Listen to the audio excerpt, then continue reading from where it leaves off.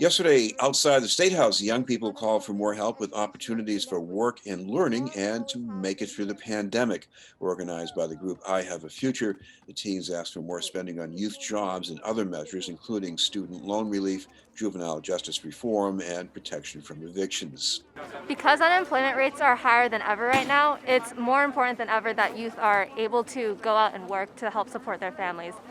Working also gives them a sense of agency, and that's especially needed since they don't have school or the regular activities to help them feel supported right now. The youth need outlets during this time. They need opportunities and programs that are outside of school that can allow them to build critical skills so that they can, prepare for their futures. We're trying to get these youth to start early and to get these jobs early so that they can get a feel for what the job experience is like and so that they can move into these private sector companies, later in life that will have them prepared for what it's like to be part of the employment force. When you do your job and you're helping your community out and you're doing something that's bettering the earth, and at the end of the week when you get that paycheck and you're complimented, you're thank you for your work, you feel pride, you feel a motivation to continue. You want to better yourself, you gain confidence, and without that, what do you have? One of the toughest things about being a young person today is the fact that teenagers are often expected to act like adults but treated like children. And one of the most empowering things for teenagers is to be able to work for their own money and be able to provide for themselves and their families and be able to have opportunities to grow. It's been a part of the political calendar for the past several years, young people gathering outside the State House during February vacation and calling for more opportunities. That can mean access to jobs, education, and reforms in criminal justice. But this year's agenda also reflects the additional challenges brought on by the pandemic. To tell us about the legislative agenda is a youth organizer from I Have a Future, Nisrine Feham. Thank you very much for being with us, Nisrine. Hi everyone. It's a pleasure to be here and talk about I Have a Future. I'm a youth organizer and I'm 14 years old and I attend the William Monroe Trotter Innovation School. Nisrine, what made you want to become a youth organizer?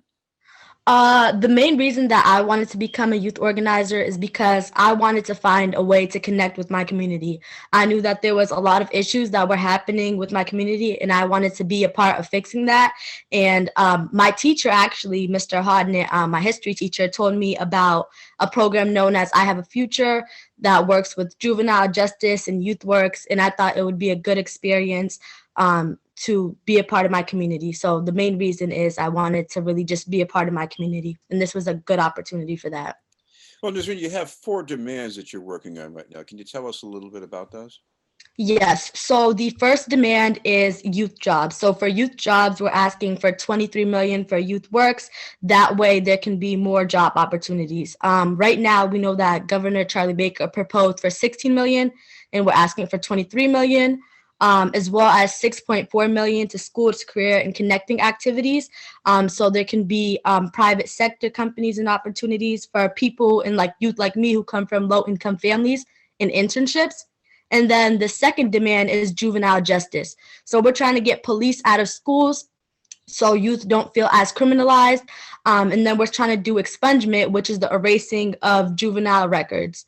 And the third demand is housing. So we're trying to get housing stability, so no evictions, especially now because we are in a pandemic. So we don't want nobody to be getting evicted, as well as an eviction ceiling and the right to counsel and rent control. So right now in Massachusetts, rent has been going up a lot. So rent control would help to limit the increase in rent. And our fourth demand is education.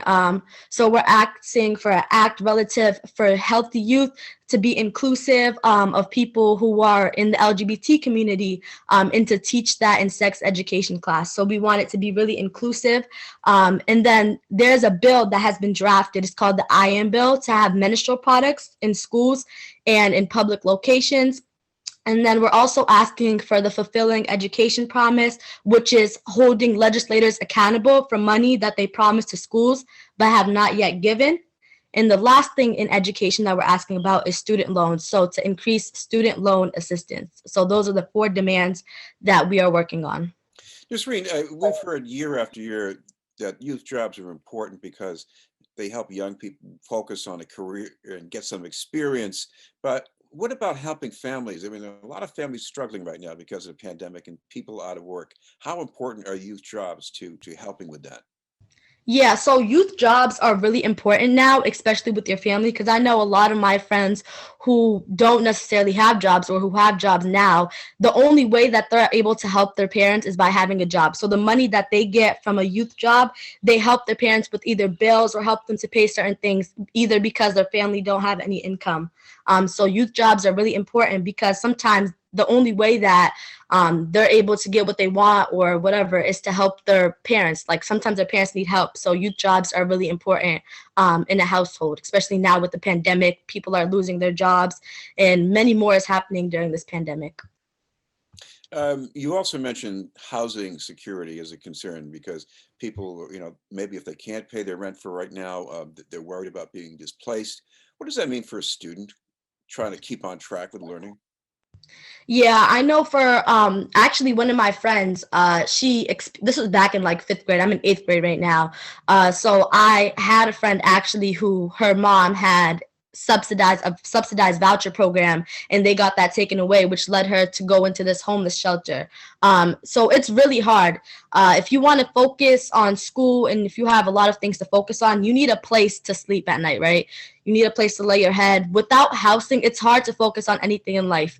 I know a couple of my friends who don't necessarily have a place to sleep at night, and that's really hard. You can't focus on, school or whatever you're doing if you don't even have a place to sleep at night. So that's why it's really important that we make sure that there's no eviction and that there's an eviction ceiling, especially now with the pandemic. One of the other concerns you mentioned before was student loans. And let's think about the cost of education. We have heard that a lot of students, especially Black and Latino students, are not enrolling in community colleges right now. We think that's not really expensive education, but I guess money could have something to do with that, couldn't it? Yes, definitely. So now there's a lot of kids who they finish college but they're in debt thousands of dollars and they need this assistance. They need student loan assistance. They need to be assisted with loan because some kids, like especially kids like who are in medical school, they're $400,000 in debt because they didn't get any assistance. So they have to pay that off. So that's really hard. That's why we need student loan assistance to be able to help people out to not be in debt after they graduate from college. I want to ask you about what it's like to organize right now. I mean, normally, you would meet people in school, you would make contacts, you could go someplace and get together all the time, even if it's indoors. Now you can't do those things. So how do you go about organizing? So right now, the platform that we're using, since we can't be in person because of the pandemic, obviously, is Zoom. So Zoom right now is what I'm using for school. So I'm personally doing full remote. So I'm using Zoom. And then also for I Have a Future, we're using Zoom. So Zoom is like the platform where we do all our work. We use Google Docs to take notes and prepare, like for the rally and stuff. So Zoom is like our main platform this year. I know that's a very annoying thing to have to do that, but you're learning something too. Isn't this an education for you? Yes, definitely. I've learned so much just having to, adapt to a new lifestyle. I've learned so much over this time. I've learned how to communicate more and just how to be more patient. I think that's something that I personally had to work with, especially now in the pandemic. You have to be patient with everything because you're not going to get everything so quickly. So it just helped me a lot to realize that at times in life, you're going to have to learn how to adapt to things. Sometimes you're going to learn how to adapt to things really quickly. So it's definitely been a life learning experience.